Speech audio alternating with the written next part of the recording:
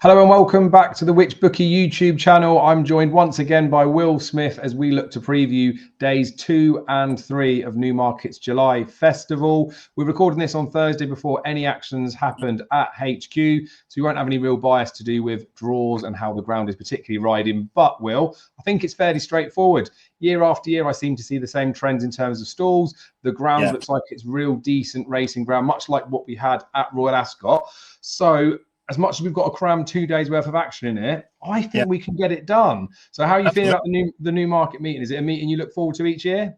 Yeah, it is, definitely. Yeah, first main meeting on the July course, of course, isn't it? Which has similarities to the Rowley course, but one or two subtle differences as well, to be fair. And as you said, ground conditions, prevailing, consistent, good to firm, you'd imagine. They'll probably water a bit each night just to maintain that. Not too much wind on offer as well, so you'd imagine that kind of bias towards prominent races might well be in existence to some degree. But yeah, looking forward to it. Lots of really good racing, actually, really competitive stuff and decent fields and plenty to enjoy. Absolutely. Well, that's it. We've got plenty to get stuck into, so we will do that. You said decent fields, and they really are. Despite the numbers in some of the races, we've still got the depth and the right types of horses in there. So kicking off on the first race for Friday, not necessarily we'll do every race, but we'll see what we've got thoughts in there. The 150 at Newmarket on Friday is a 10 furlong handicap. Heritage handicaps, I feel like it's owed a little bit of attention. It's interesting for me in this race. There is the dead 8 runners, so there is the opportunity for those each way players in there. But King's Charter being a handicap debutant and therefore Charlie Appleby and William Buick, he looked like a 10 furlong horse as a 2-year-old. He was gelded since he won his first race up this season, since he's sort of come back running since being gelded. Buick now takes the ride, which is always a positive sign when it's a Godolphin horse, but it's the first time Buick's ever ridden this horse in his racing career as well. It's tricky to look beyond him, I think, in this race. For all that he's an 11-4 favourite, it is only 8 runners. It is a good race. It's a Class 2 handicap. Might not quite have the depth that's in there. But you go back to his first run that he had, he was behind, and wasn't far behind, Bay City Roller, who's now a 110 horse. His Newbury Maiden, where he was, I think he was 4th that day. Not many of the horses have come out, but the runner-up has come out and fared well in handicaps this season. So there's not an abundance of form to work with in terms of collateral figures. But I would suggest that the 92 about him, even though that's the number he ran up to last time, is probably a light mark stepping up to 10 furlongs. So favourite in the first for me, Will. Was there anything you had a view on in the opener? No, nothing too strong, really. Perhaps something at a bigger price with the 8 runners, if they all go to post, is Cayman Dancer for Charlie Johnston. First-time cheek pieces, has been racing pretty much exclusively on softer ground. Might just be that he improves a little bit for the better surface. He would have to. But he's not a million miles off some of these, I don't think. So he might outrun his price, but by no means is that a strong recommendation. Yeah, fair enough. And he's another one of those, isn't he? He's better when he's prominent, and so that racing style could suit the Newmarket July course for Friday. Second race, Will, it's a Group 2 for the fillies, the Duchess of Cambridge Stakes, over 6 furlongs. It's a tricky one because I put Venetia Sun up for the Albany, so we'll get the Twitter trumpet out for that one to mention that we put that one up. I couldn't be backing her at the sort of price she's in here. There's only 5 opponents going up against her. I don't know how I'd split them in terms of betting without the favourite, but have you got a way in on this race for us? Possibly. Well, I say possibly. Venetian Sun, I think, will be hard to beat ultimately, and the price is... It is what it is, probably short enough, or too short to be fair, but I wouldn't really want to be rushing to take her on because she has looked pretty good on both starts, and she's only going to get better as well. The next in, Argentine Tango, obviously won over course and distance, so she's got that in her locker, which will count for plenty. It will, but I just can't get out of my mind the fact that there's 2 at slightly bigger prices that I think have been slightly overpriced on account of how they ran last time out. And that's Shine On Me and Spicy Marge. I say that how they ran last time out. They both ran at Royal Ascot. But there were definite reasons to forgive or upgrade both of their 2 runs. Spicy Marge, I thought, would run really well, actually, at Ascot behind True Love in the Queen Mary. But turns out that she came back in season from that particular contest. So I think she can come back to the form of her Newmarket win. Then she's got to be a player. Might be a bet in the market without, potentially. And also Shine On Me as well. Obviously comes into this as a maiden still, 2-race maiden. But on both occasions, you can definitely upgrade her form. And specifically the Queen Mary, I thought she ran a cracker, actually. And the step up to 6 furlongs is really going to suit Shine On Me. So I thought they'd be vying for second favouritism with Argentine Tango. They're not. They're quite significantly bigger. So might well be a look in the market without, once we get to closer to post time, we get those markets fully up. Yeah, I like that, Will, because you'd be able to Dutch the pair, wouldn't you, really? Or back split stakes, or do whatever you want with them, because they're going to be reasonable prices, you'd think. And yeah, Spicy Mile definitely deserves to be forgiven. I'm always like that with horses that run at Ascot, especially for the first time, because it is a bit of a unique track and lots of horses don't necessarily handle it. So I would be forgiven of horses that maybe underwhelm there, as we'll see, is probably going to be a theme through the rest of the show, because there's a few either unlucky losers or horses that didn't perform so well at Ascot compared to their market expectations. Move on to the third race for Friday, 3 o'clock. It's over 1 mile, 6 furlongs. Another Heritage Handicap is the Bet365 Trophy. Another Class 2 Handicap, Wills. It's another race that looks pretty good. This was one that I struggled to get too excited about, though. I feel like these longer distance handicaps, unless there's like up and coming 3-year-olds or 4-year-olds that are pushing to do something new, if they're horses I've been excited about earlier in the season, I'd like to do them. But lots of these are pretty exposed in my view. The only one that I would give a second look to really was Align the Stars. He took the Coral Summer Handicap at Goodwood last season off this mark. Maybe that's a race that they're targeting again next time out. He's a horse that I think he needs to be up in the front and he needs to not get pestered. He's looked this season a couple of times like when he's been headed, he's thrown the towel in, but I'm probably being harsh because he is like rated a lot higher now than he was last season. But his RPRs and the way that he's running is about the same sort of standard. So I thought he looked interesting. He has started to be clipped though at the time that we've written this stuff and the time that we're recording. So it's 11:30 on the Thursday. He did open up at 12-1. He's into 8-1 and he's a short of 7-1. So the market confidence would probably be a positive sign for most people. But if you're watching this video nearer the time, he's probably going to start getting too short to back. So that was my all-around thoughts on the Bet365 Trophy, but it's not a race I've got too strong an opinion in. Did you have a better way in than that, Will, or did you agree that Align the Stars was reasonable to back? Yeah, you definitely got a chance. Obviously, course form, Dancing in Paris, you've got to give a chance to on the back of that Northumberland Pate effort. That was a good, a really good effort. But I think the one that at the current prices, 5-1 top price for 4 places.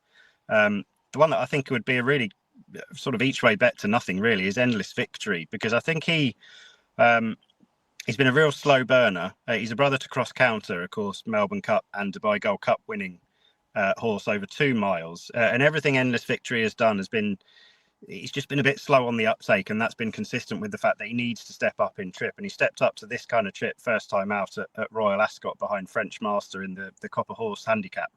That was his first run for 5 or so months off the track as well, and he slowly away, and he was sort of ridden as if there was something further down the line in mind. Really, he wasn't given too much of a hard time.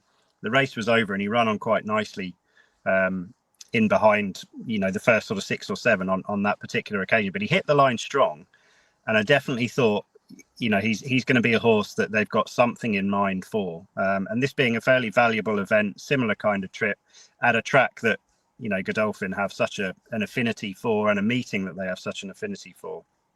I thought Endless Victory is the one that is about ready to produce a real improved performance out of all of them. So for all the fact he's top weight, he's earned that, I think, and I think he could improve further and could improve further up in trip as well. You could see him contesting perhaps some of the cup races next year, maybe perhaps a Cesarewitch towards the back end of the season before that. But I think he's 5-1. Like I said, he's just an absolute no-brainer each way play for me, really, because I can't have him out of the frame. I like that. Well, yeah, 4 places up for grabs at the time recording with 13 runners. So that's reasonable terms, as much as I like to slap the bookies every now and again. It's another one of those, Will, we're keeping the theme going, aren't we? Ran all right at Royal Ascot, maybe wasn't the most eye-catching. And It's William Buick, Charlie Appleby, Godolphin at Newmarket. Maybe we should just stop at those in every single race because they've got loads of chances. That does move us on to the foul mistakes, the Group 1 for fillies and mares. Cinderella's Dream and January are vying for favouritism at the moment. Of course, Cinderella's Dream was a very good winner here. A couple of starts back over the 9 furlongs though. 5-2 top price. January's 5-2 top price. Then it's Crimson Advocate, another Twitter trumpet one I put up at Ascot, who's got a £3 swing to turn around with Cinderella's Dream, so he's £3 worse off now. General 7-2 poke. It's double figures and bigger the rest, but there's some good horses in there, Will, the likes of Amalka, Elwatine that was supplemented for the Oaks, and she was pretty good in the Guineas race. It's a hard one for me to get like overly excited about in here, because the 3-year-olds do all right in this race. The weight for age allowance of £9 borderline seems like it's a little bit too much. I'm just not completely sold on January, so I'll be very keen to know where you thought the pecking order sits with these, because there's definitely more than a few that have got a chance, I'd have thought. Yeah, I am sold on January, I must admit. But possibly not on what she's done yet this season, because obviously her debut effort at the Curragh in the Irish Styles and Guineas needed improving upon, definitely. But classic Aidan O'Brien, first run of the year, not given a hard time, improved, massively to finish third to Sassini in the Coronation Stakes at Royal Ascot, of course. And very similar to her dam, I Can Fly. I can just see that she's going to improve away steadily, improve for racing. She'll probably have another 5 or 6 runs this season, end up running in a Breeders' Cup or something.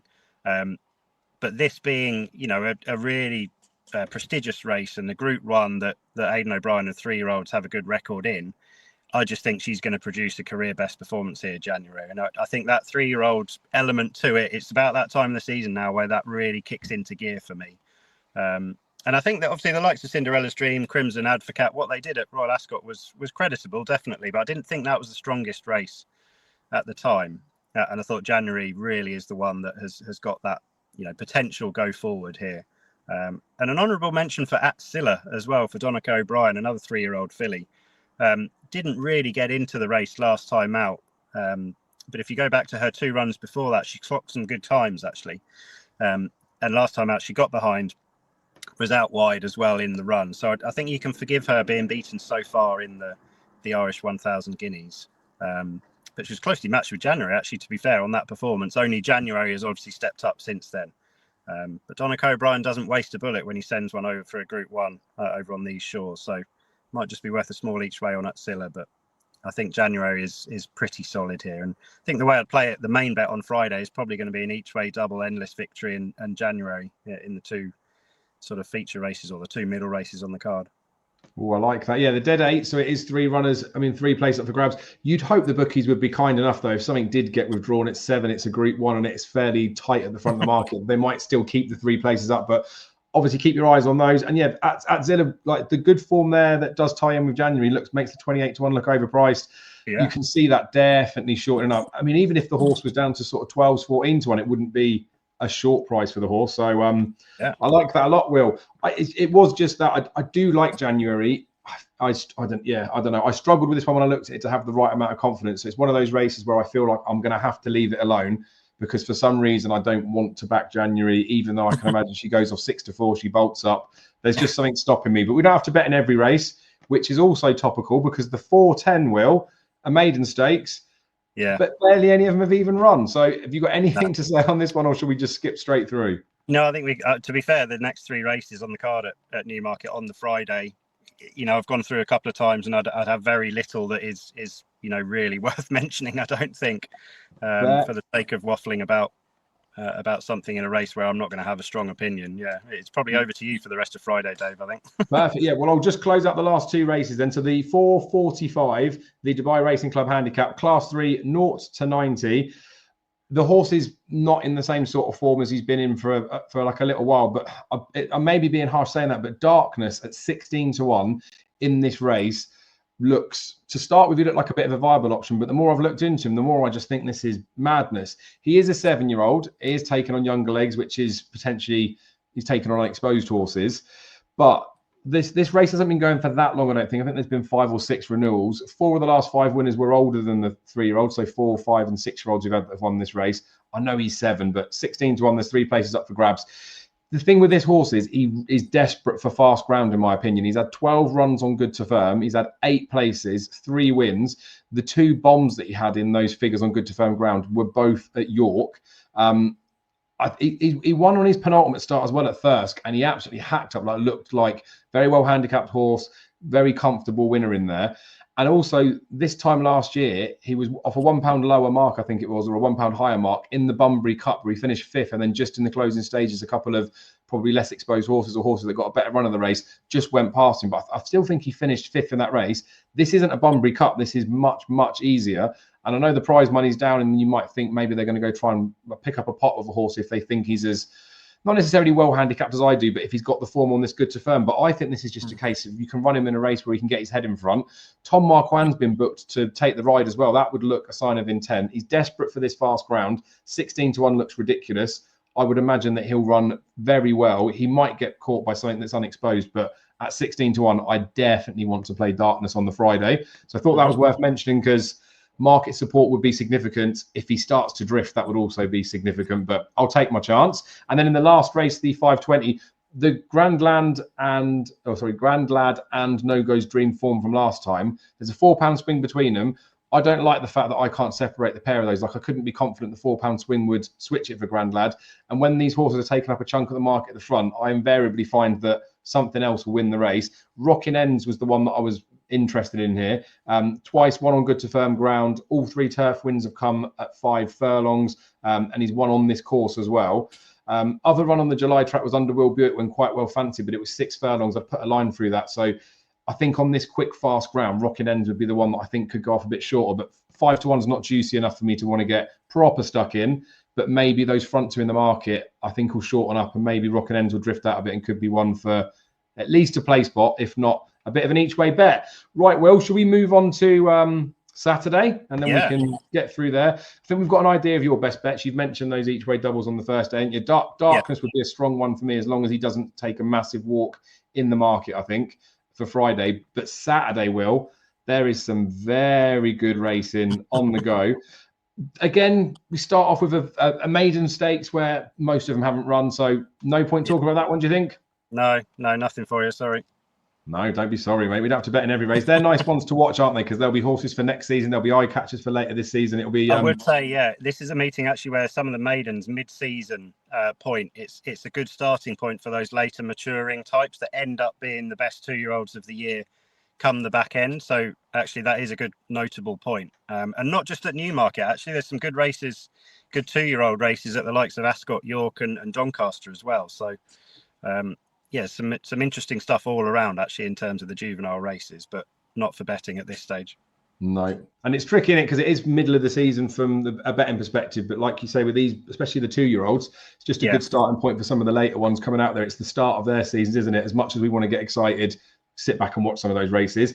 The 212 though, Filly's handicap over 7 furlongs. This is a nightmare race for me, Will, because I still love Moorlam, and I just can't get away from what she did as a 2-year-old, even though she's not really progressed as a 3-year-old this year. Yeah. But I'm really worried that she's turning into a bit of a social runner for her owner. At Royal Ascot, 5 furlongs.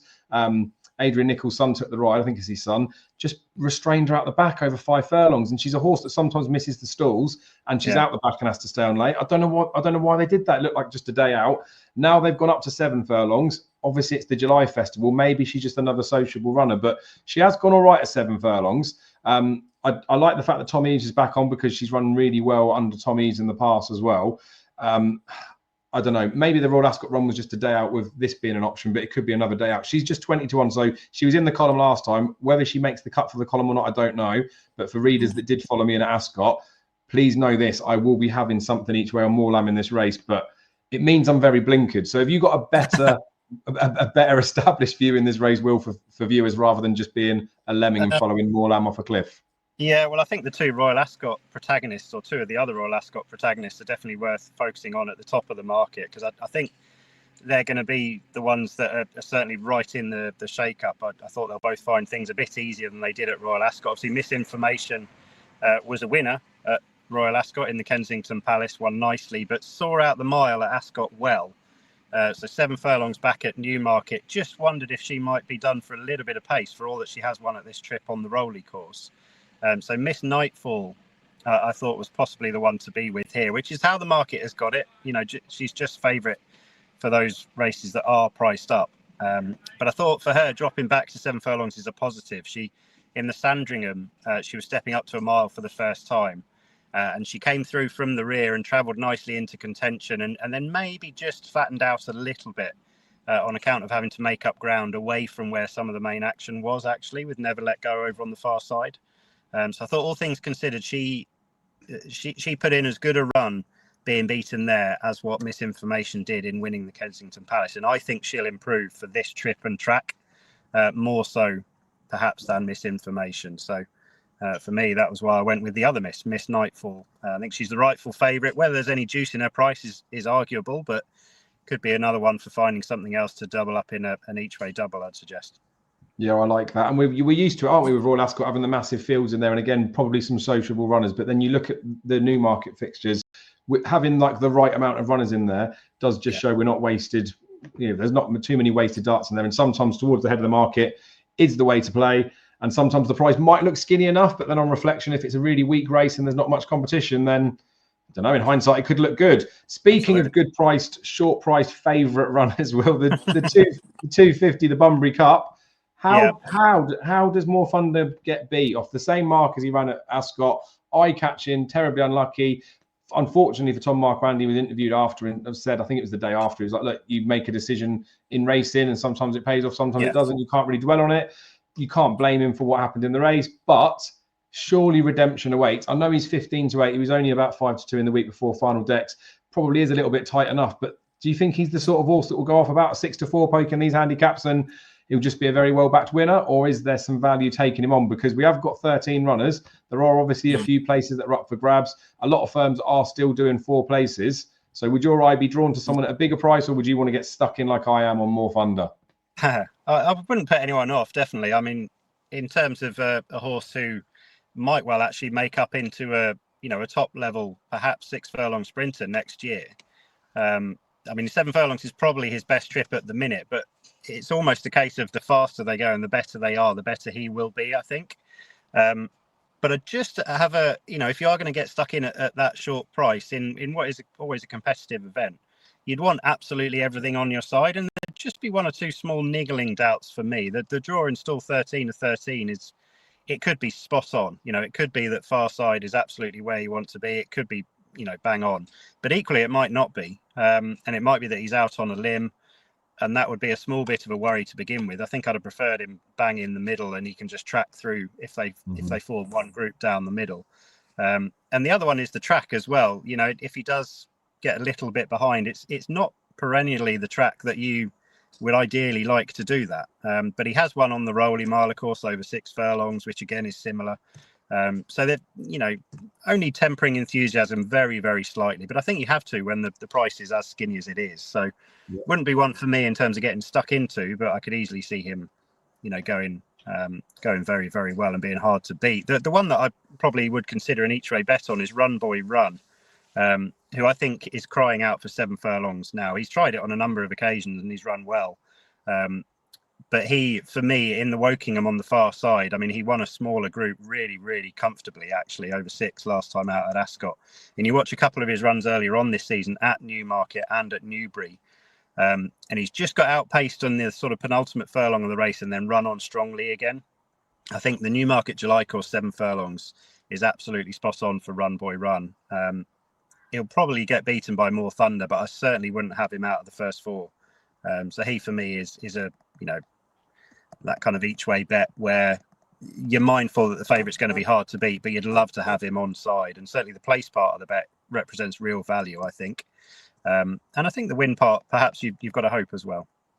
Yeah, I don't mind that one, Will, because he wasn't far behind More Thunder, was he, off the levels in that 6 furlong Newmarket handicap win. Yeah. And obviously there is the £3 swing now, and the extra furlong goes into his favour as well. So don't mind that at all. I'm not so worried about the draw, but I do hear what you mean. When you're on the extremes, if it is the other side you want to be on, you're a bit stuffed, aren't you? But yeah, there's been a couple of winners from stall 3, I think, in the last few years. But I remember Carry the One was an eye catcher at Ascot last year, and then the same thing happened at Newmarket, just couldn't get a gap. But that was a 20 runner renewal. So this was the thing with More Thunder. I was looking in the week at the prices thinking, you don't know how many they're going to declare, and regardless of the chances of those horses, if he's a horse that's going to get stuck behind slow horses that are just here for a day out, I don't want that. So I'm okay with him, but his price is sat, I don't know. That's what I mean. I don't know how much shorter he can go, but I think he will go shorter. It's hard to know the entry stuff. I want to pull the trigger at some point, Will's what I'm saying. I just got to try and work out when to do it. Right, Will, a race I will not be putting the trigger in is the 325, the Bet365 mile handicap. Over a mile, funnily enough, being a mile handicap. It's a nice looking race, but we've got 3 Godolphin runners in this race. Will Buick chooses Bedouin Prince, who hasn't been seen for a couple of months. I'd imagine they might have had better sights than a handicap for him, but does look the proverbial group horse in here. Then you've got fifth column in for John and Thady Gosden with Ryan Moore up top. I thought Refed, you couldn't really make too many excuses for him at Ascot, considering he was sent off the price that he was. I know he didn't get a clear passage, but when it did open up for him, he didn't really stay on stoutly with a horse that looked like he was very well handicapped. But maybe all the issues that he suffered earlier in the race were enough to upgrade that performance and maybe give him a second chance. But I don't think I could, but I wouldn't want to. I don't think I'd want to go against him. I think it just looks a trappy race for me, Will. 7 runners in there. Bedouin Prince might end up being another good thing on the day, but 100 for a handicap debut, unless he is a group horse, might be stiff enough. Yeah. So where was your eye drawn in this race, or was there a way in you saw for it? Because like I say, the 7 runners is a bit annoying, isn't it? Because it affects the place terms. It does. A couple of firms will offer 3 places, though. They already are currently, and there'll be more that pop up with them as well. So I think you can get 3 places if you look around. And I think with Bedouin Prince, he makes the market a little bit in here, in that he could easily be a group horse in a handicap. But like you say, a mark of 100, he's been sort of collaterally rated around the form of his Newmarket win last time out, where horses have come out and performed with real credit since then. But they've been able to do so off slightly lower marks and in slightly lesser races. So the form looks strong, but equally the handicapper has seen that, and 100 is quite high, really. I certainly wouldn't put anyone off thinking that he could go and improve again. But fifth column, one of the other Godolphin runners, John and Thady Gosden, Ryan Moore booked. I thought he had a really good chance here. He ran a cracker actually at Royal Ascot. He was unlucky in the Britannia because he was drawn on the wrong side, but he won his race very easily over towards centre to far side in a race that was dominated by those on the stands rail. And I think he's got a massive chance in here, and he'd be sticking along the same lines as the each way double for the Friday. I think he'd be the one that I'd put in with Miss Nightfall in terms of an each way double on the Saturday as well. I don't fancy too many at big prices, I must admit, over the course of the few days, but certainly think these each way multiples are perhaps the way to go with some of these stronger fancies and sort of slightly skinnier priced horses, because I do think that fifth column, again, if he runs his race similar to Ascot, he's got to be absolutely there or thereabouts, and I think it will take a really good one to beat him.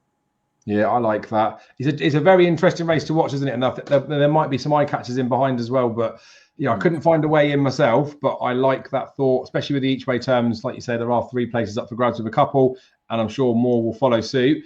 On to, I guess it is the feature. Well, say the feature race of the day. The Group 1 July Cup that we'll come on to and the 435 is technically the feature, but the Superlative Stakes, given the horses that have won this in the past, is an absolute belter. Italy is in at 4-6 favourite for this race. I think it was Notable Speech that won it last year, wasn't it? 4-6. Oh no, sorry, Ancient Truth. City of Troy won it the year before us, 4-6. He's short enough, I would have thought, as much as he could be something good. We got Sabre Desert in second favourite, 4-1. That's Will Buick's ride. Wild Desert, another Godolphin horse. That's as big as 17-2, but like a 15-2 poke. Then it's double figures and bigger the rest. Venetia Lace, Moonfall, Rakeb, Bourbon Blues.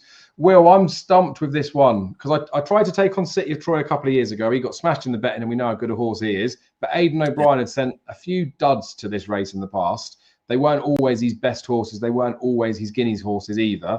That might not be the case with Italy, but of course it might be the case. It might transpire as that.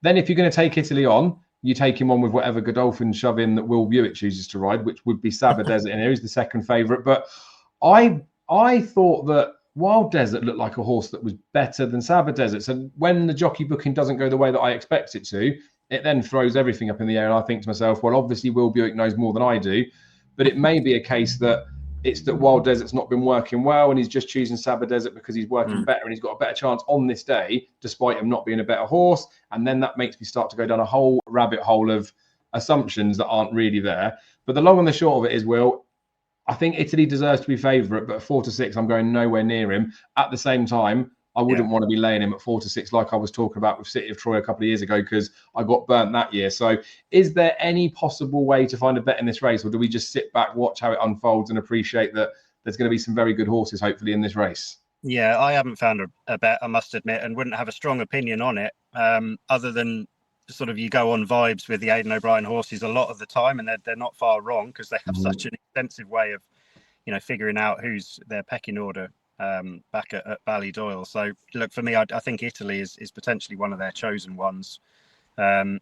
ever since he won on debut as well. And he was talked about at Royal Ascot in amongst some of the better horses that Aidan O'Brien was interviewed there with as well. So with City and Troy winning this, 2 years ago as well, I think the vibes are probably now that Aidan O'Brien likes this race in terms of where it fits in with the calendar. It's also a good trial for a Guineas, of course, because it's on a similar kind of track, for all that it's not the Rolling Mile, and a good trial for Group 1 races, 2-year-old Group 1 races towards the back end of this year as well, like to the Dewhurst and various other races. So, yeah, I'd be expecting Italy to put in a pretty dominant performance. But like you said, Godolphin have a good record in this race as well. So very much notebooks at the ready.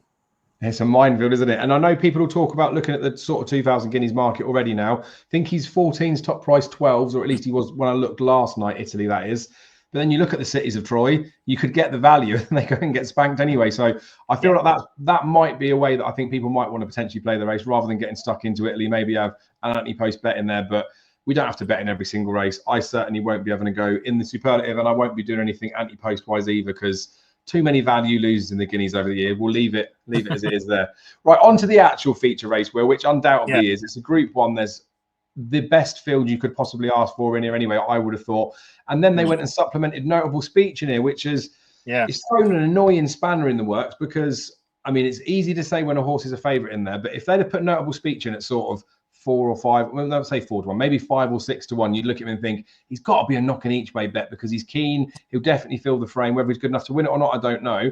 But then when he's about a 3 to 1 poke, I don't look at him and think, well, I'd want to smash into him each way. I'd look at it and think, well, you definitely have to look at him as a win dart, but then you're probably taking too short a price, because for all that he's a phenomenal horse, he's a phenomenal horse at a mile. You can't be a 6 furlong horse and do what he did at a mile, go and win Guineas, even some of his races he's run after that. So I'm a bit weirdly sat with Notable Speech on the fact that I know he's a very good horse, just because he's been keen at Ascot. He was keen at Newbury as well, wasn't he, the race before?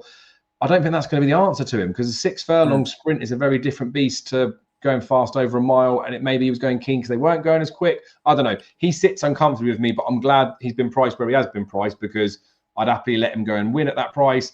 And I think there is a chance that he could bomb, which means it doesn't really affect me on the sort of each way terms.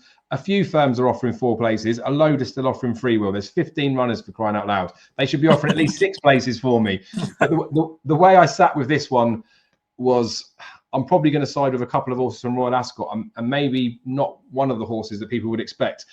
I think Big Mojo and Spy Chief are the 2 3-year-olds I'd want to concentrate on in this particular race. They do have a good winning record in the race, but they've been very expensive to follow blind. That was a reason why I think Inner Sharon last year was a horse that I wanted to take on in this race, because for all that I like him as a horse, I didn't like him as a 3-year-old going into this. He duly did get beat. He's got cheap pieces on this time, and as I know his Ascot run was bad, wasn't it? But the fact they put cheap pieces on, it was too bad to be true. And I like the fact that they've done something with him as well. Tommy is back on top of the horse, and he's gone on well with him in the past. And I still don't mind his run from the start of the season. I thought he looked quite good there. I was expecting Ryan Moore still to ride him at Ascot. Will Buick got the ride instead. So who knows? Maybe something was going on behind the scenes that we weren't totally aware of within a Sharon, but I'd forgive him that. I think he's better than that. I feel like he's a bit of an each way play in here. I like where he's drawn as well. I think you want to be a bit higher up. Believing's another one as well. I can't believe she was sent off as favourite at 5 furlongs at Ascot, because she got a breakthrough Group 1 win at 6 furlongs. And I know she's got some good form at 5, but she is a 6 furlong horse now. I quite like her chance in here. Billy Lochnane's ridden her as well in the past. She looks like the right sort of type that could go well. So I'd be tempted to probably play a win dart on both those horses. For all they might just end up filling the frame, I think I'd rather have 2 darts on my side than playing Notable Speech. I know we've got loads of other good horses in there as well. Flora Bermuda, Whistle Jacket, Symbol of Honour. And like I say, Big Mojo was eye-catching at Ascot after getting a bad ride, but he needs to step up, doesn't he? Spy Chief's unexposed. Like, it's a good race. Where did you see this race going? And did you have any more confidence than I do? Because anytime I'm suggesting 2 horses against the field, I know I'm not that confident. Yeah, no, I wouldn't be confident at this stage. No, I think it's a fascinating race, though. Obviously, the fact that Godolphin saw fit to supplement Notable Speech and Spy Chief is notable, given they had Symbol of Honour in here already, who was anti-post market leader. I just wonder whether the supplementary of Spy Chief, he's a good horse in his own right. I just wonder whether that's to make sure there's a pace to the race for Notable Speech, given they supplemented it at the same time and they already had a good contender in here. wouldn't be beyond the realms of possibility that he's in here to dictate matters. Now, it doesn't discount from the fact that he's a good horse and he might well get away. He's only one or two pace angles I can see in the race as well, Night Raider being the other one, and they're drawn right on either wing.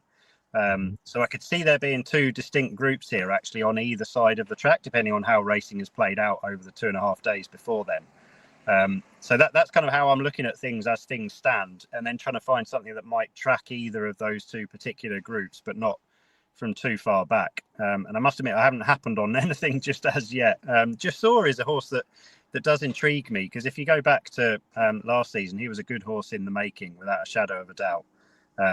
He's been a bit below par in his 2 reappearance runs so far this season. Both came at Royal Ascot, of course, but he's a horse that they're sticking with, and he might just be one that bounces back at some stage, but need to do a bit more race on this, and also see how things pan out over the Thursday and Friday as well, with regards to pace, draw, etc., and trainer form as well. So fascinating renewal, perhaps not the best renewal, but certainly a very competitive one. Yeah, absolutely. And it will be interesting with the trainer form stuff, won't it? Because obviously Charlie Appleby was having a mare of a time at Royal Ascot, well, as per the results. But then if you haven't actually got the chances to go and win, and then they're not running terribly, end up being a tiny bit of a red herring. But the good thing is it gets factored in the market, doesn't it? If a trainer's not doing so well, prices can move out a little bit.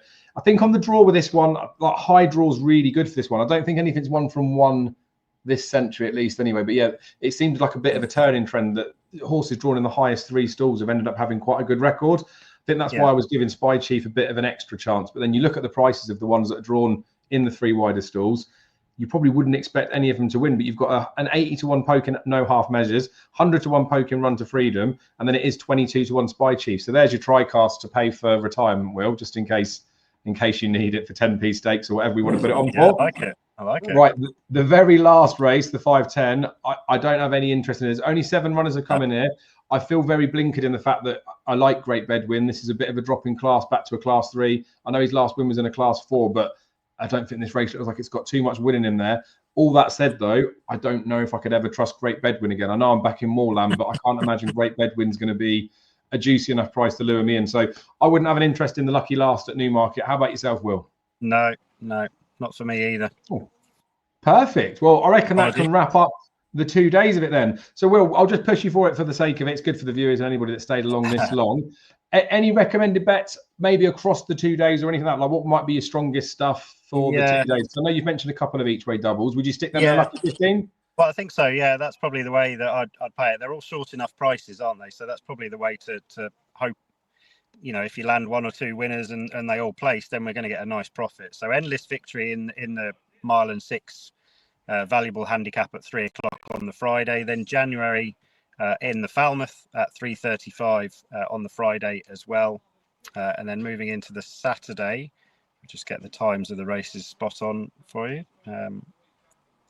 Apologies for the delay. My 3G is pretty slow.